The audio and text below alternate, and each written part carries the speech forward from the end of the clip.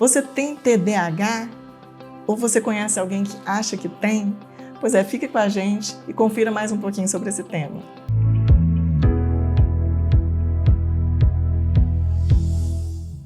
Um pouquinho de história sobre essa condição. Desde 1940 a gente vem percebendo esse aumento de casos. Tem relatos de até bem antes, tá, gente? Mas assim, o grosso foi de 1940 para cá. Ela foi classificada primeiro como uma lesão cerebral mínima e repetida, reclassificada em 1962 como uma disfunção cerebral mínima. Isso tudo é para a gente ver a dificuldade de classificação. Será que tem lesão? Será que é uma doença mesmo? Será que não é? É uma alteração de comportamento? É apenas uma disfunção? Ou tem uma lesão?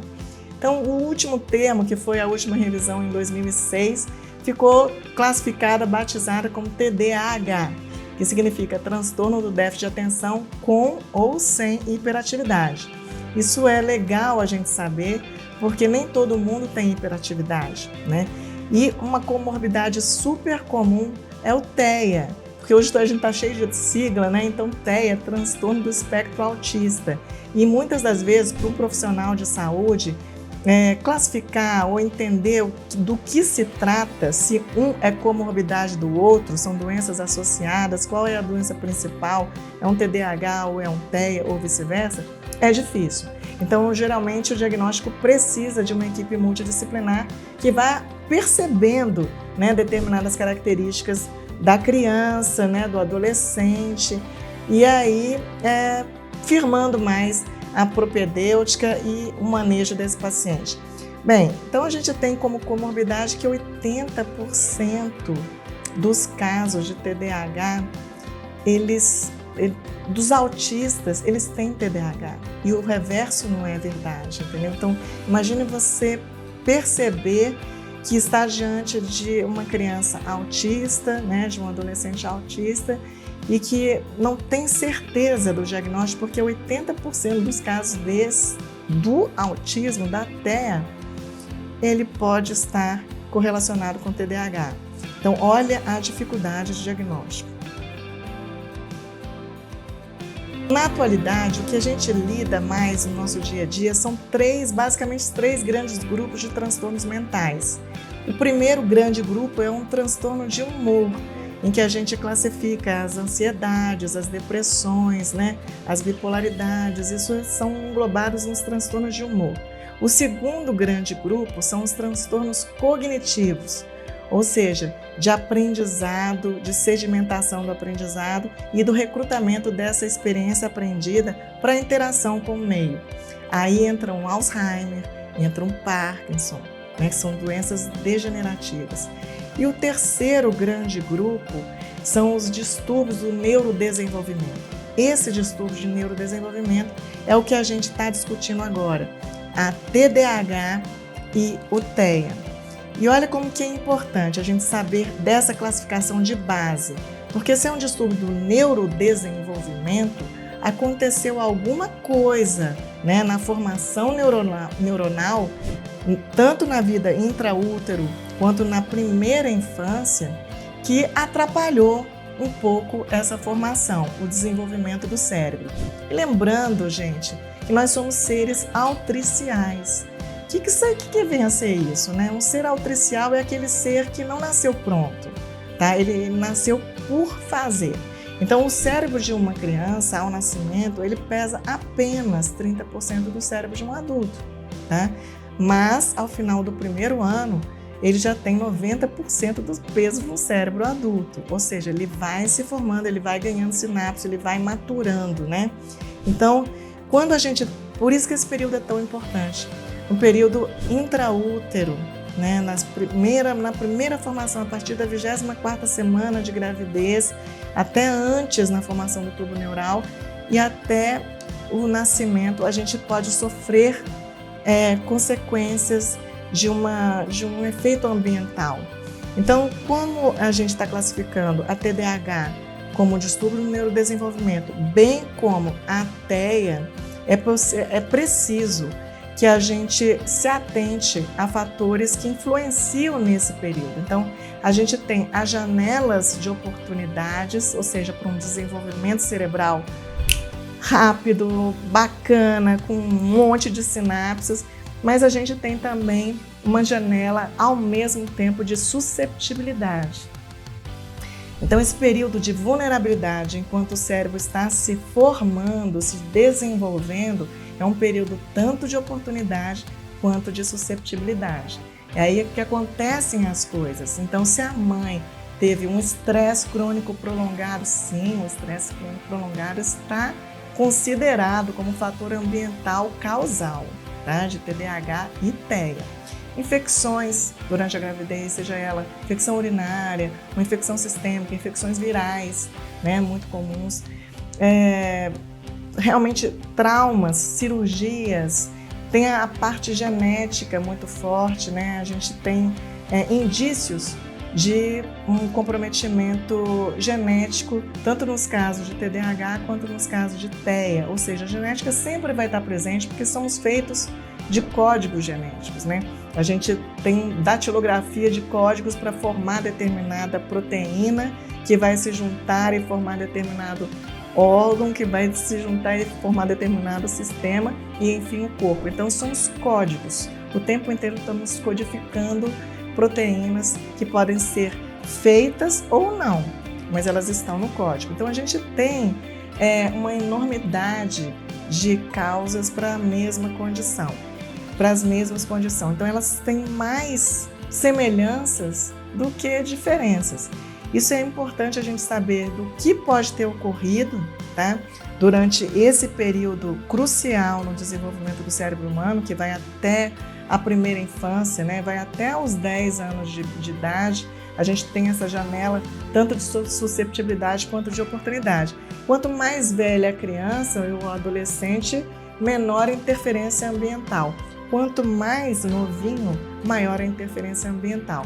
Então, juntam-se os fatores genéticos que são herdados, né?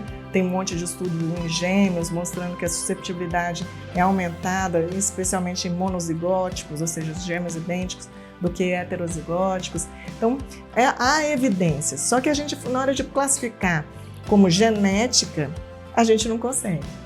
Entendeu? Porque a gente está vendo que cada vez mais existe uma abordagem de conceituação para essa condição de ser neurogenético ambiental, né? Então aí a gente engloba tudo porque esses fatores estão se interrelacionando entre si. Eles não são isolados. Então você tem uma alteração neurológica que pode ter, apesar de mínima, né? Às vezes não é visível a uma imagem de ressonância nuclear magnética, por exemplo. E a gente tem que confiar basicamente nos nossos dados clínicos, na nossa percepção clínica para poder fazer um diagnóstico mais assertivo. Mas a base é a mesma. E por que determinados neurônios, né? A gente sabe que existe a neurogênese, ou seja, a criação dos neurônios. Depois a gente tem a migração dos neurônios, eles nascem e eles já migram a partir de uma célula neural progenitora, tá? Eles nascem e já migram para a determinada área onde eles vão se diferenciar, onde eles vão ficar. Depois eles vão ter já uma maturação, depois eles vão ter as podas sinápticas, ou seja, eles vão fazer sinapses igual os galhos de uma árvore que estão crescendo, mas ele tem que ser cortado. Então, por incrível que pareça, esse conceito é novo, tá? Mas o neurônio, ele é submetido a podas, para poder as células, as conexões que ficaram, crescerem mais fortes, né? Mais potentes, mais poderosas em exercer determinadas tarefas. Tá? Então, eles vão se especializando. Todos os neurônios sabem fazer tudo, tá? Mas existem aqueles neurônios que são mais preparados para fazer determinadas tarefas, ou seja, eles se especializaram. Tem um médico que sabe atender tudo no interior e tem um médico que sabe fazer determinada coisa com muito mais detalhe, com muito mais precisão.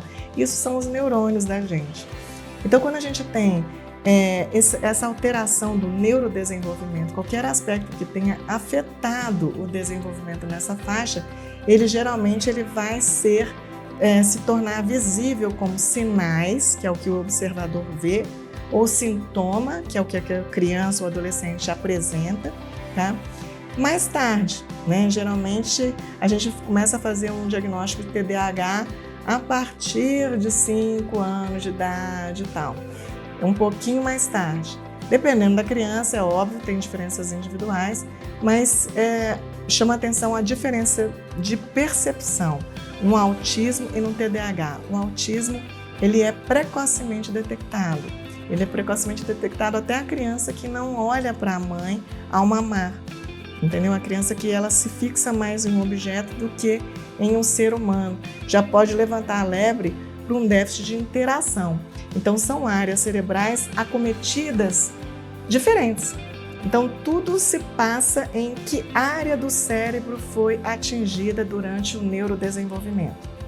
E, dependendo da área atingida, a gente vai ter uma manifestação como TDAH ou como TEA.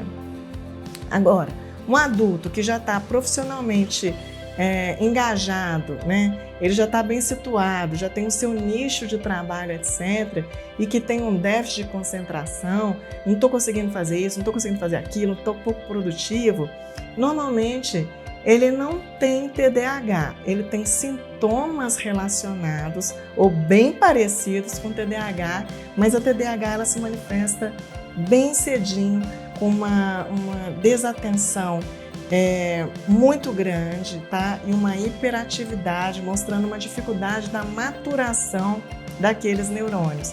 Eles não foram suficientemente amadurecidos, ou seja, a gente tem uma imaturidade emocional e o córtex frontal é o principal acometido nos casos de TDAH. Então a gente consegue ver nos casos mais graves, tá?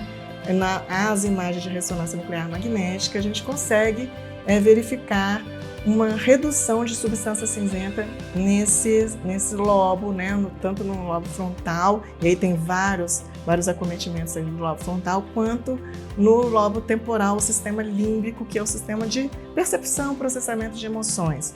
Então, gente, é para dar esse resumo, porque às vezes é muito difícil a gente poder fazer um diagnóstico de cara. Mas falei um pouquinho da história, tá? Falei um pouquinho do porquê que houve essa mudança de nomes no decorrer da história, né? Das comorbidades, como é próximo, né, um TDAH de uma TEA, e a principal dificuldade ou facilidade no diagnóstico é perceber a interação. Se o déficit for maior de interação social, provavelmente a gente está diante de um caso de TEA. Se o maior déficit for uma desatenção com ou sem hiperatividade, a gente provavelmente está no caso de um quadro de TDAH. E é muito difícil para os profissionais que estão fazendo isso fazer o diagnóstico numa primeira consulta. Isso é praticamente impossível. A gente vai precisar de seguir essa criança, né, ou adolescente por mais tempo para a gente poder ter melhoria e mais precisão no diagnóstico. Sabendo que comorbidades, elas acontecem com os dois. Comorbidades quer dizer condições ou doenças associadas à doença principal. No caso do transtorno do espectro autista, do TEA, 80% deles, nas grandes estatísticas, tem TDAH como comorbidade. Olha só para você ver. Então, é confuso, é complicado e o diagnóstico, ele é clínico. Agora, presta atenção para você ver. Então, eu vou ler os sintomas de desatenção, tá? A criança que perde coisas necessárias para as tarefas ou atividades, isso pode ser um adulto também que acha que tem, tá? Perde coisas necessárias para as tarefas do dia a dia ou atividades. 2. Frequentemente distraído por estímulos externos, tá? Para adultos e adolescentes mais velhos, podem incluir pensamentos não relacionados ao que está fazendo. 3. É esquecido em relação a atividades cotidianas, tarefas, obrigações, pagar contas, horários, etc. 4. Não presta atenção em detalhes ou comete erros por descuido em tarefas escolares, no trabalho ou durante outras atividades. 5. Dificuldade de manter a atenção em tarefas ou atividades lúdicas, conversar, aulas demoradas, né? Leituras prolongadas. Então, você tem dificuldade de manter a atenção nessas tarefas. Parece não escutar quando alguém lhe dirige a palavra diretamente. 7. Não segue instruções até o fim e não consegue terminar trabalhos escolares, tarefas ou deveres no local do trabalho. 8. Dificuldade para organizar tarefas e atividades. 9. Não evita ou reluta em se envolver em tarefas que exijam um esforço mental prolongado. Isso é critério, sintoma de desatenção. Agora vamos para os sintomas de hiperatividade e impulsividade. São 9. 9 de desatenção e 9 de hiperatividade e impulsividade. Então, de hiperatividade. Remexe ou batuca as mãos e o pé, se contorce na cadeira. O tempo inteiro fica lá se contorcendo. Levanta da cadeira em situações que se espera que se permaneça sentado. 3. Corre ou sobe nas coisas em situação em que isso é inapropriado. No adulto, ele não vai fazer isso, mas ele pode ficar inquieto. Você vê que aquela pessoa está meio que, não tem lugar. 4. Incapaz de brincar ou se envolver em atividades de lazer calmamente. Não para. 6. 5. 6. Fala demais. 7. Responde antes da pergunta ser concluída. 8. Dificuldade para esperar a vez. 9. Interrompe ou se intromete nas conversas ou atividades. E tem os subtipos, que são 3. Subtipo combinado, que você tem a desatenção junto com a hiperatividade ou impulsividade. Um subtipo 2, em que você não tem desatenção e tem hiperatividade e impulsividade. E no subtipo 3, em que você tem a hiperatividade e a impulsividade, mas não tem a desatenção. Então, ainda tem a subclassificação. Aí você pega uma classificação do DSM, que inclui, você precisa de preencher pelo menos 6 desses critérios aqui, dos 9. 6 de desatenção, 6 de hiperatividade, dos 9. E numa criança que tenha um comportamento desse prolongado por mais de 6 meses, em mais de 2 ambientes, ou seja, não pode ser num ambiente só, só na escola que ela se comporta desse jeito. Não, em casa ela é desse jeito, na escola é desse jeito, na casa da tia ela é desse jeito. Então tem que ser mais do que em 2 ambientes para você poder saber se o ambiente não está interferindo no comportamento daquela criança. E ela tem que ser menor de 12 anos, isso pelo DSM, tá? 5, o último atualizado que foi 2018. Já pelo CID, Código Internacional de Doenças, isso tudo é válido para criança menor de 7 anos. Maior de 7 anos que apresente esses sintomas após 7 anos já não é considerado mais o TDAH. Então, gente, é complexo. Eu olho assim para esse tipo de sintoma, olho para meu marido, olho para os meus colegas, olho para minha filha e falo, gente, está gabaritada. Ela preencheu todos os critérios, entendeu? Só que ela presta atenção. Você imagina uma criança que está na era digital, né? Ficar parada numa aula prolongada de quadro, né? Às vezes tem um quadro verde, ainda nem é um quadro branco mais, e quer a atenção daquela criança. A criança, por si só, ela está captando emoções do ambiente, tá? Ela está captando experiências, ela está aprendendo com fulano de tal, ela está percebendo isso, então a criança tem uma visão espectral. E é difícil a criança ficar quieta. É mais fácil fazer um diagnóstico de TEA do que de TDAH assertivamente, tá? Então, é importante muita coisa. É importante saber que é um déficit do neurodesenvolvimento. Ah, tudo bem. Então, ocorreu alguma coisa nesses neurônios que ou eles não foram gerados bem, ou eles tiveram interrupção da migração, tá? Não migrou para o lugar certo, então onde precisava ter o neurônio não tem, ficou em déficit, ou seja, o TDAH tem um déficit de substância cinzenta nesses lobos que eu falei, no sistema límbico e no lobo frontal, especialmente frontal. Ou ela não teve as podas sinápticas, né? Ou seja, cresceu demais o volume da substância cinzenta, que é, no caso, o transtorno do espectro autista. Isso é importante a gente ter essa noção. Agora, o mais importante é saber que o que causou foi o que, gente? Essas dificuldades. Foi a genética? A gente tem mais de 1000 genes identificados, tanto como colaboradores da condição TDAH, quanto do TEA, mais de 1000. tá? As principais pesquisas, elas se referem a genes que codificam transportadores da dopamina, transportadores da noradrenalina, os receptores da dopamina, porque ela foi secretada, ela tem que ser transportada e ela tem que entrar no receptor. Então tem um gene que codifica o receptor, tá? Tem um gene que libera para transporte, tem um gene da síntese. Então esses genes são onde a gente tem maior cuidado em observá-los de perto. Mas até agora, nenhum gene foi tido ou considerado como essencial para que a condição existisse. Ou seja, às vezes ele nem está ali e a condição está. Entendeu? Então não é nem a presença, nem a ausência ou a modificação dele, a falta de expressão, não. Ele não é necessário. Então até agora a gente não fez uma correlação direta com tais e tais genes estão envolvidos na apresentação dessa doença. Eles podem estar presentes, mas mesmo assim eles precisam ser ativados, né? E para eles serem ativados depende de fatores ambientais. Então é o ambiente que vai favorecer ou desfavorecer a expressão daquele gene.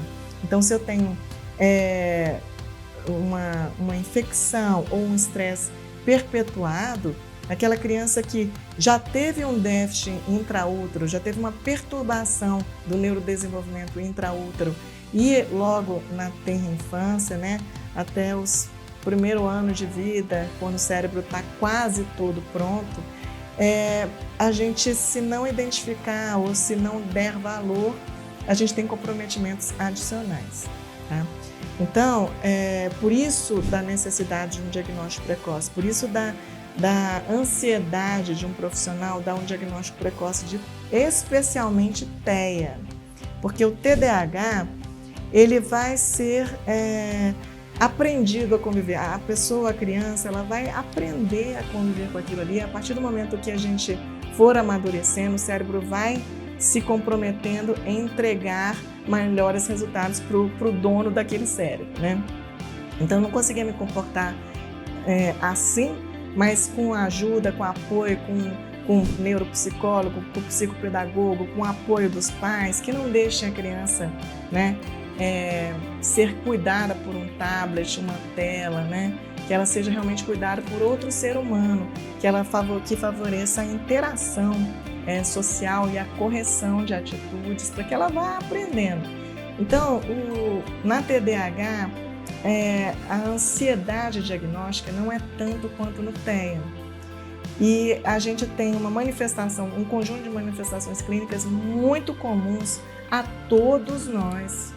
E que se a gente for resolver tratar todas essas condições, a gente às vezes pode estar fazendo tomando uma conduta não extremamente adequada. Então, por que esse tema se tornou uma problemática, né? Ele se tornou uma problemática internacional, porque o número de casos está aumentando ano a ano, tá? A gente tem cada vez mais crianças, cada vez mais adolescentes e até adultos entrando nesse perfil de diagnóstico de TDAH. A gente tem... será que estamos fazendo certo? Será que a gente está hiperdiagnosticando? E é para quê? O que o medicamento vai fazer? Ele vai curar a condição? Ele vai estabilizar a progressão? Não, ele vai controlar o sintoma, tá? Se for de desatenção, a gente vai dar um estimulante para ele, um estimulante de noradrenalina, de dopamina especificamente, especialmente dopamina, e impedir a sua recaptação, ou seja, fazer de tudo para que haja uma maior estimulação entre o lobo frontal e a amígdala, né, que a gente tem uma baixa da síntese desses neurotransmissores nesse caso. Então a gente hiperestimula. Agora, o paciente que já tem hiperatividade, a gente já não daria estimular mais ainda, porque o neurônio cansa, ele já está superestimulado. Então a gente vai dar uma droga como metilfenidato, uma lisdexanfetamina, a gente pode piorar uma situação local.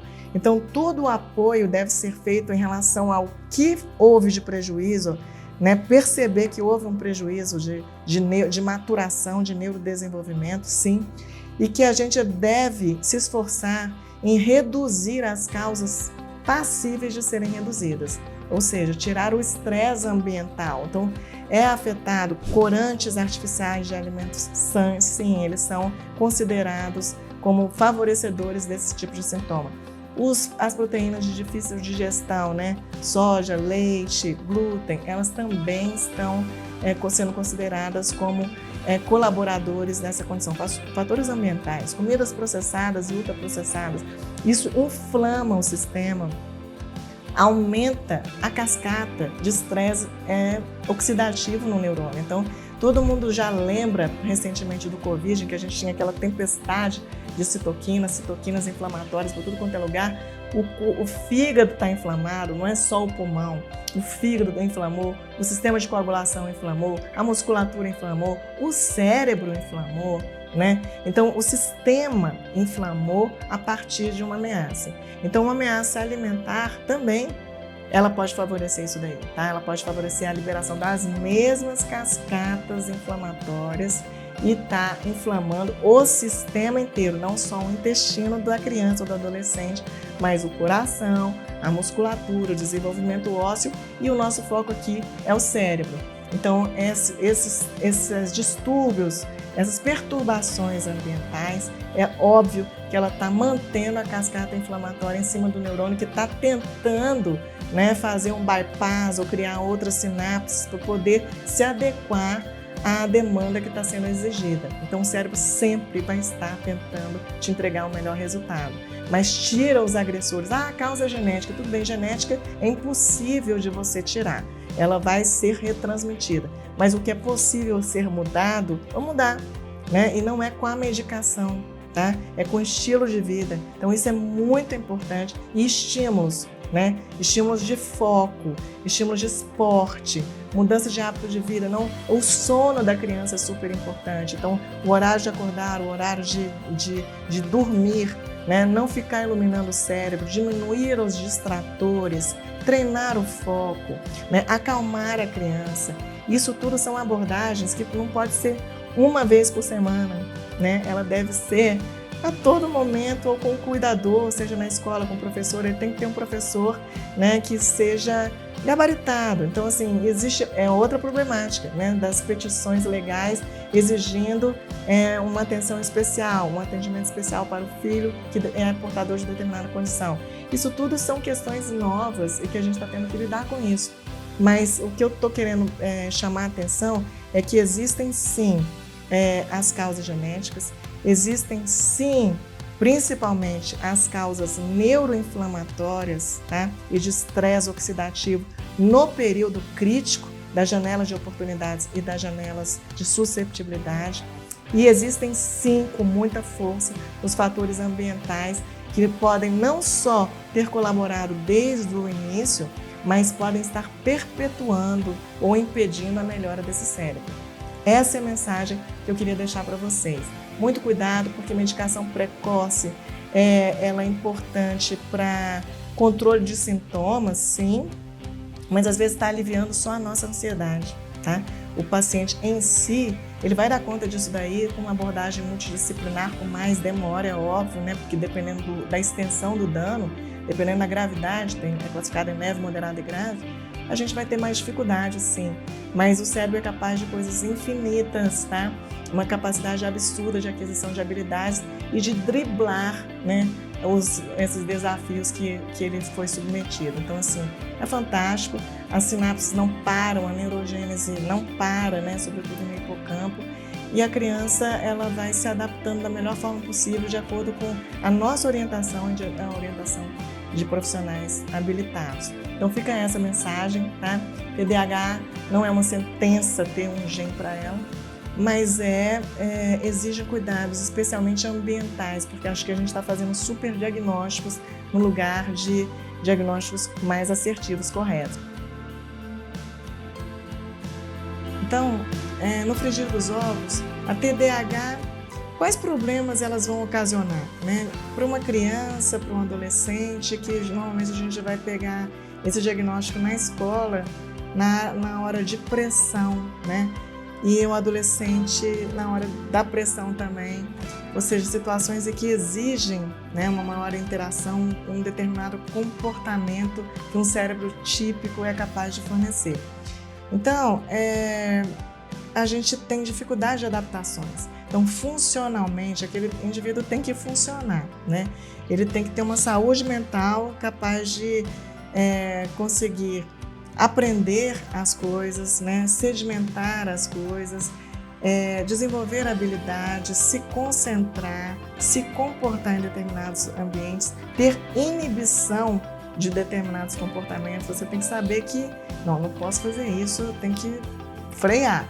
Então, essa inibição comportamental, ela é muito importante. Então, se você está deixando de ter esses comportamentos adequados, funcionalmente, você vai estar prejudicado. Então, se for uma criança, ela vai ter um problema de aprendizado na escola, sem ser um problema inerente, nem de dislexia, de disgrafia, nem alteração de leitura, mas ela pode, de fala, né? Ela pode ter uma TDAH não diagnosticada, tá? Na criança adolescente, ela pode se sentir desajustada e ser funcionalmente prejudicada também nas tarefas escolares e no relacionamento, né? Aquela criança que passa por cima dos outros, interrompe toda hora, é aquela criança chata, né? Que não para. E então ela se prejudica socialmente. Então, e o adulto também, tá? Um adulto que profissionalmente ele precisaria de maior concentração, ele precisaria de mais foco, ele até consegue não ter esses movimentos exagerados que uma criança não consegue, né? Mas ele tem uma dificuldade de maior concentração, isso pode prejudicá-lo funcionalmente e competitivamente em relação a termos profissionais. Então, a gente tem que lembrar as repercussões dessas alterações de comportamento em cima da funcionalidade daquele ser humano, tá?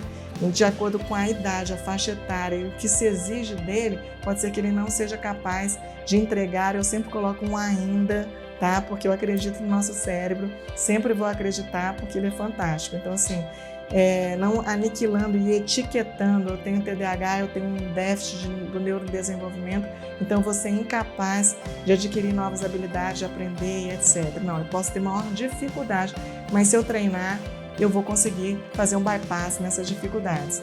Então, esse é um comprometimento que os sintomas, né, e todo o arcabouço clínico pode levar naquela criança. Outro problema, questão muito frequente, é se tem cura, né? Bem, se a gente tem um déficit, o déficit, ele ocorreu, ele está sedimentado, e é isso que está levando aos sintomas. No caso do TDAH, realmente houve uma disfunção ali na neurotransmissão, ou seja, tanto na fabricação quanto na liberação do neurotransmissor na sinapse, quanto a sua recaptação, a sua recepção. Então a gente lembra que tem dois neurônios, vamos dizer assim, esquematicamente, tá? O neurônio pré e o neurônio pós-sináptico.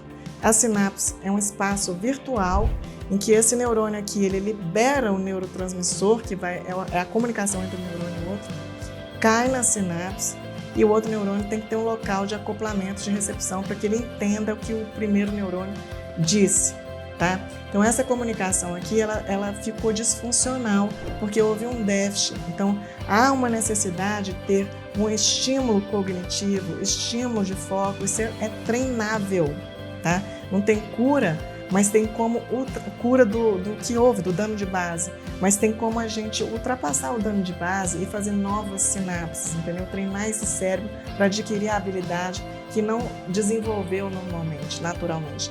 Então, isso é super importante. E para que isso tudo ocorra, a gente precisa tirar os fatores que estão impedindo que o cérebro consiga fazer isso. Então, quais são esses fatores? Que a visão é ampla, não é só, então está faltando o neurotransmissor de foco, de vigilância, de atenção, que seria a dopamina, tá? De coordenação também, de noradrenalina. Está faltando essas catecolaminas, que é adrenalina, noradrenalina e dopamina. Então eu vou dar um estimulante, tá? Então aí eu vou fazer esse papel de acelerar esse neurônio. Então, muito cuidado, tá? Porque quem está precisando de um estimulante e já percebeu que precisa, a criança, ela desenvolve uma ansiedade por não estar conseguindo ficar parada, não está conseguindo aprender, ela está em desvantagem em relação aos outros amiguinhos. Então, já começa a criar outro problema, que é uma ansiedade, ela não dorme direito, tá? Ela tem muita iluminação no cérebro, ela não come direito, ela não tem uma alimentação saudável. Isso tudo é uma visão, porque já que eu tive um déficit passado, eu não posso deixar esse déficit continuar. Então, eu tenho que ter muita atenção com a bioenergética cerebral, tá? Eu não posso deixar, eu tenho que ter atenção sobre a hipoglicemia, por exemplo. O neurônio não pode faltar glicose para ele, tá? Isso, ele tem que, a gente tem que entender essa questão de bioenergética, tá? De fornecimento de tudo o que é nutricionalmente importante para que haja a síntese, né? A fabricação daqueles neurotransmissores. Todo o estímulo para que isso aconteça, vamos fazer exercício, vamos fazer esporte, vamos treinar a cognição, etc. É multidisciplinar. E atenção a esse estresse oxidativo perpetuado, porque você imagina, a criança que já está em desvantagem e percebeu essa desvantagem, tá? É uma criança que está mais estressada do que deve. Então o cérebro tenta entregar o resultado para ela e ele ainda não está conseguindo. Aí entra a ajuda, o apoio da família, de que calma, meu amor, você não está conseguindo ainda. Essa palavra ainda é super importante, tá? Porque acalma a criança e faz com que ela tenha mais tempo para desenvolver aquela habilidade que os outros em menor tempo conseguiram. Por quê? Porque senão a gente aumenta o estresse oxidativo desse neurônio e ninguém apertado consegue produzir nada. Todo mundo apertado está querendo só sobreviver. Então, muito cuidado, né, na hora da gente usar um estimulante de cara para essa criança que já está tendo um hiperestímulo de outras áreas para fazer um bypass, tá? Para poder fazer uma compensação das áreas que estão em déficit. Muito cuidado, porque a gente às vezes pode exacerbar um dano querendo melhorar. Essa é a mensagem que fica para vocês. Então, mais uma vez, se gostou, clica aqui e se inscreve no canalzinho, dá uma curtida e compartilha, gente. Isso sim, a gente ajuda a sempre estar mostrando informações novas para vocês.